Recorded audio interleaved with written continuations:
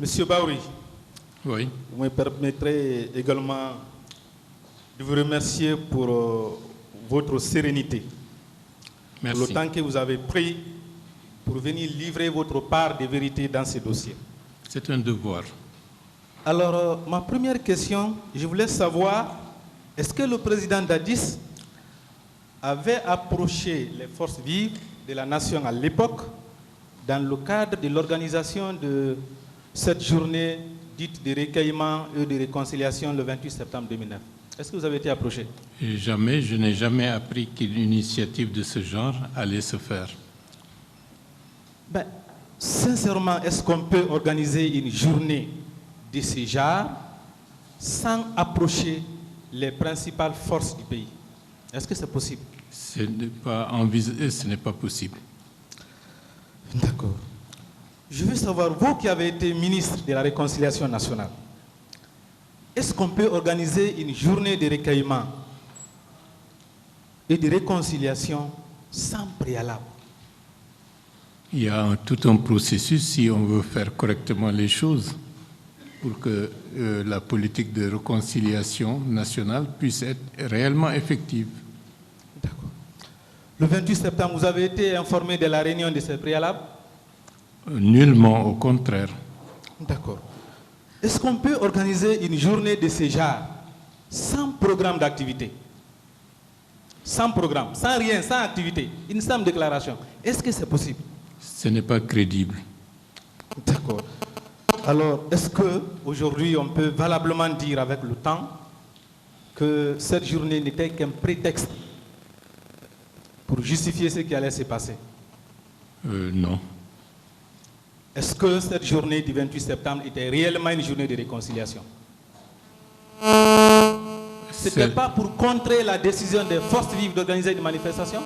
C'est le cas, c'était pour faire croire qu'il y a une autre activité qui devrait transcender toutes les autres et que nous devions renoncer. Merci. Alors, hier, la défense du président Dadis a fait ses mérites, qu'il aurait réuni les conditions sur le plan de la sécurité, sur le plan de la communication, sur le plan sanitaire, sur le plan judiciaire.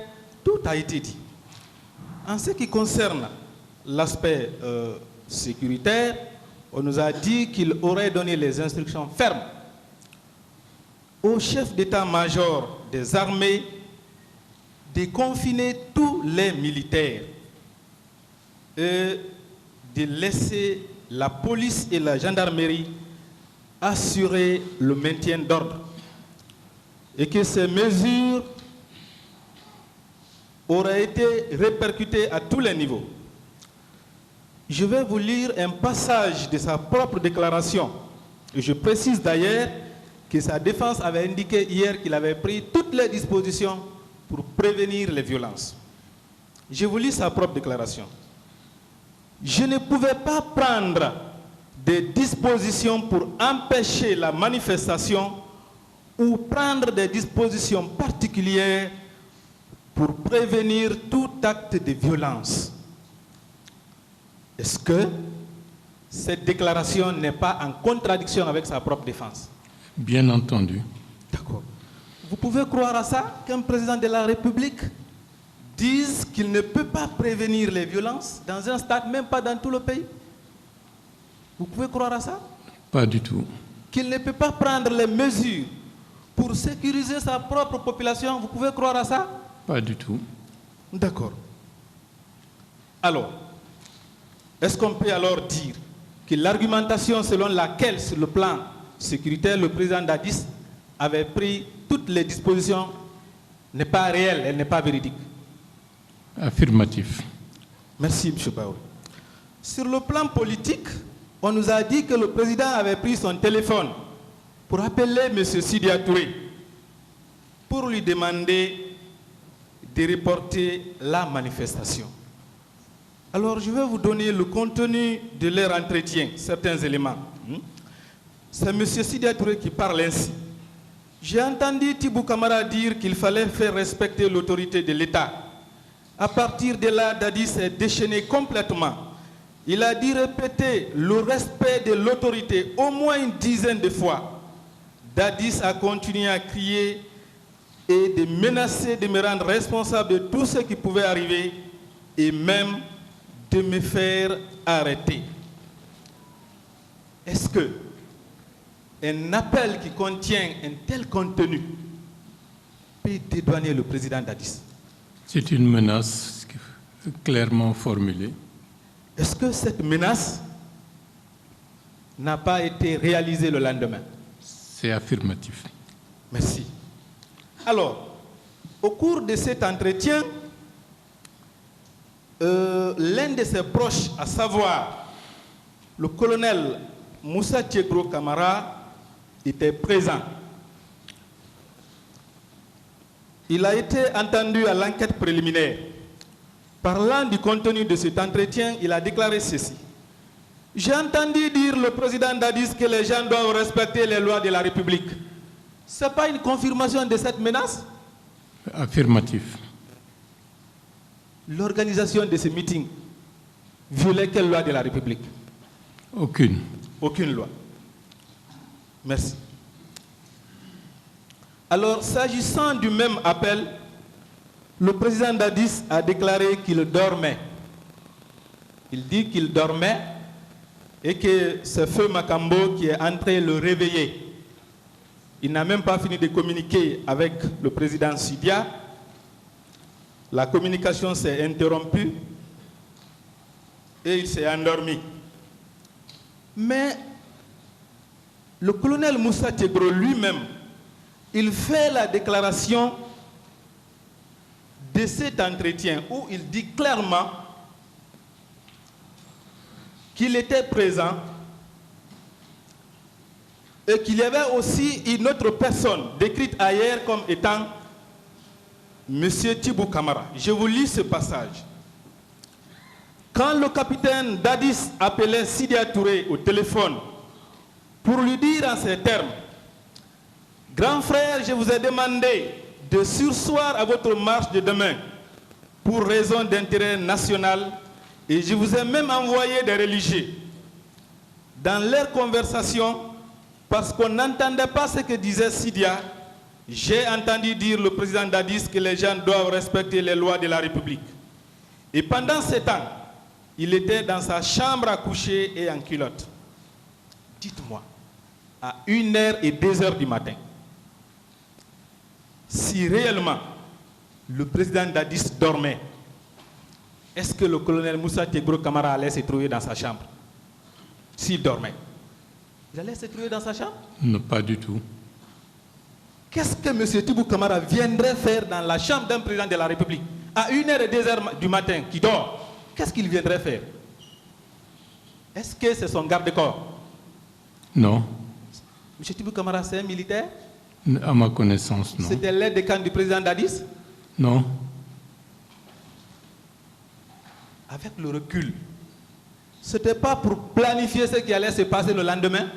C'est possible. C'est possible. Et c'est pourquoi d'ailleurs, dès le lendemain, c'est le colonel Moussa Tiegro Camara qu'on a vu au stade. Dès le lendemain, très tôt. Si le colonel Moussa Tiegro, le même lendemain au stade, prend soin de le dire, de le marteler, de le répéter aux manifestants, si vous rentrez au stade, tout ce que vous aurez obtenu, vous l'aurez cherché. Est-ce que ce n'est pas en connaissance de cause? C'est possible. Parce qu'il était avec le président tard la nuit. Merci, M. Baou. Je continue. Sur le plan sanitaire, on nous a aussi dit que le président Dadis a réuni toutes les conditions. Vous avez été informé du pillage de la pharmacie de l'hôpital d'Onka? Oui. Est-ce que si les dispositions avaient été prises sur ce plan-là, on aurait assisté à ce pillage? Pas du tout. Vous n'avez pas été informé de l'entrée des militaires, les bérets rouges, dans les hôpitaux à la recherche des malades? Affirmatif. Vous n'avez pas appris que les bérets rouges sont allés chasser les gens dans les morgues, notamment à Donka? Affirmatif. Quand même. Est-ce qu'on peut dire que les dispositions sanitaires avaient été prises? Non. Et que dire des actes posés par son ministre de la santé. Vous avez appris les récits, vous avez écouté. Quelques-uns, oui. Merci, M. Paul. Alors, hier, contre toute attente, nous avons entendu la défense du président Dadis dire que ce sont les manifestants eux-mêmes qui se sont entretués avec les armes qu'ils auraient prises au commissariat de Bellevue et au commissariat du stade du 28 septembre. J'ai devant moi un rapport dressé et signé par le commissaire même du commissariat central de Bellevue par rapport à ces événements. Dans ce rapport, il est clairement indiqué qu'il n'y avait pas de munitions. C'est pourquoi les agents avaient d'ailleurs fui. Je vous lis ce passage. Nos agents ont cherché à maintenir le dispositif autour de notre commissariat, qu'ils ont fini par abandonner, faute de munitions.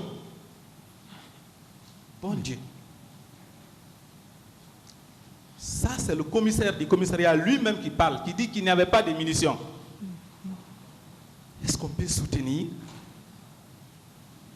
que c'est avec les armes prises dans ces commissariats que les crimes ont été commis au stade du 28 septembre? Ce n'est pas compréhensible. Ce n'est pas possible. Et même, s'agissant du commissariat du stade du 28 septembre, le commissaire de Dixine qui était présent a été auditionné devant les juges d'instruction. Son audition est là. Nulle part, il n'a mentionné qu'il y avait les armes qui ont été prises par les manifestants. Nulle part.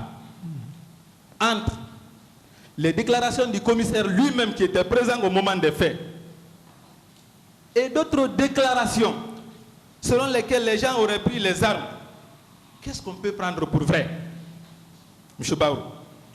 L'autorité du commissaire est suffisamment édifiant et c'est la personne la mieux indiquée pour dire ce qui s'est réellement passé. On va se limiter là. Merci, M. le Président. L'audience est suspendue.